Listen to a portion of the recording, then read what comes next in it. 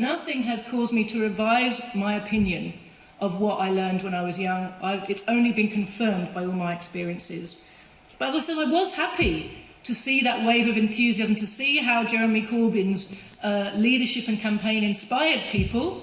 That's great. We need that enthusiasm for socialism, for change, that ability to mobilise people into action. I would have liked to have seen him getting elected, not because I think he could have enacted all the policies he said he wanted to enact, but because the working class would have seen that he couldn't and what were the forces that were stopping him. And that's a very important lesson. What Alexis said, he learned that lesson watching Jeremy Corbyn. The lesson of how rigged the process is, how the state keeps control, such tight control. You know, who is the Prime Minister actually? It's like when Barack Obama was elected and we were all so excited, a black man in the White House, is that this the end of racism in the United States? Right, you know, the police abuse of black people, deportations of immigrants accelerated under Obama. Have to understand it's the system and not the person who fronts for the system. So it's not how it played out. Jeremy wasn't elected. We had to learn the lesson another way on the nature of the Labour Party as we watched that machinery work with the state and with the media to destroy Jeremy's leadership and scupper his electoral chances. But either way, we end up in the same place, don't we? It's now perfectly clear to all sincere and thinking people that the Labour Party is an imperialist establishment party. It can't be made to serve the people. It will never be a vehicle for socialism. So that dream is dead. So what do we do now? What should our aim be? You know, many people I've talked to this weekend are still repeating this idea that it's unify the left. But I'd like to put it to you that the left is kind of an amorphous concept, and it includes all kinds of people who self-identify as left but turn out to be a thorn in our side, you know, a viper in our bosom. It's not the left I want to unify, it's the forces for socialism. We in the Workers' Party, in fact, increasingly don't identify ourselves as left, because left to us has become synonymous with liberalism, with left wing of capitalist politics, with identity politics that divide and divert our movement, with all kinds of lifestyleisms that have no connection with the working class and no connection whatsoever with socialism.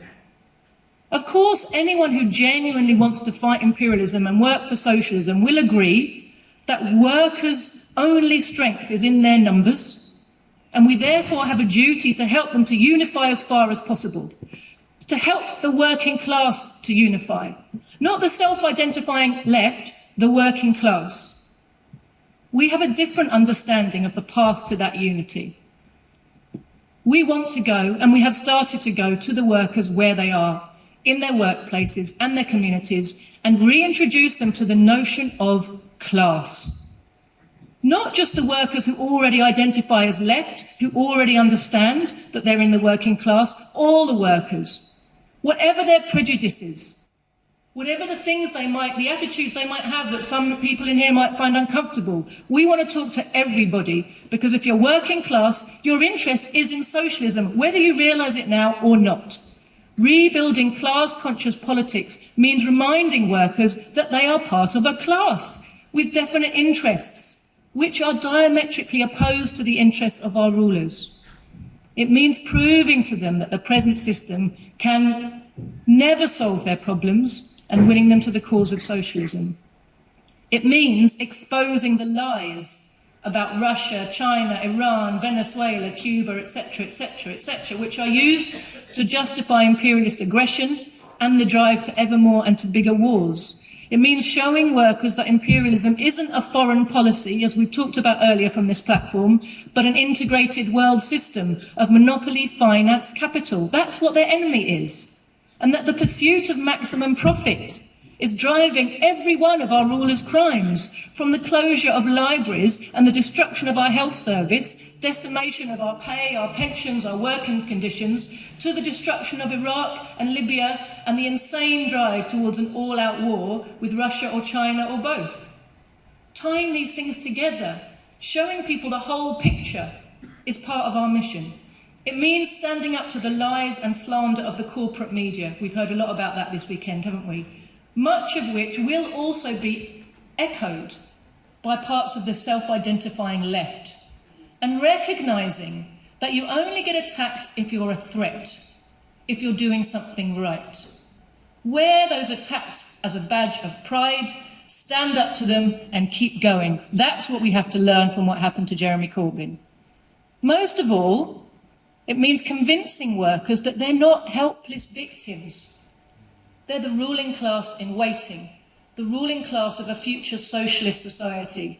Workers create all the wealth in the present system.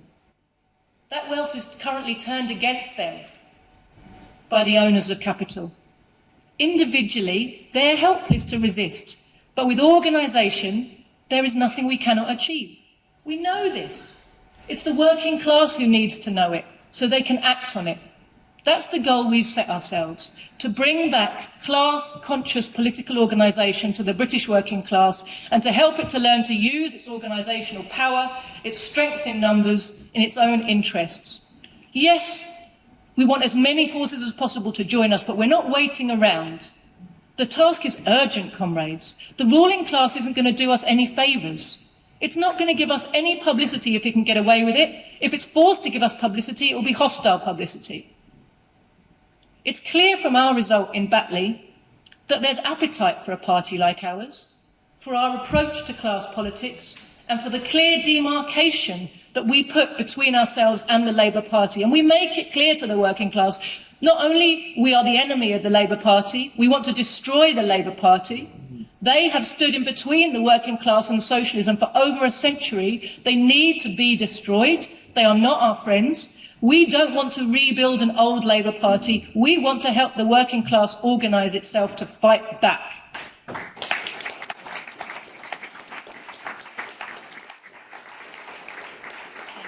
And we know from the response we get on the doorsteps that there's a desperate need for what we're trying to build.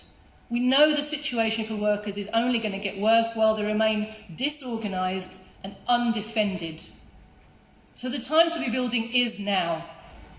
The more of us who are doing this work, the better will be our success. So please, if you are serious in wanting to help the cause of socialism in Britain, we ask you to join us.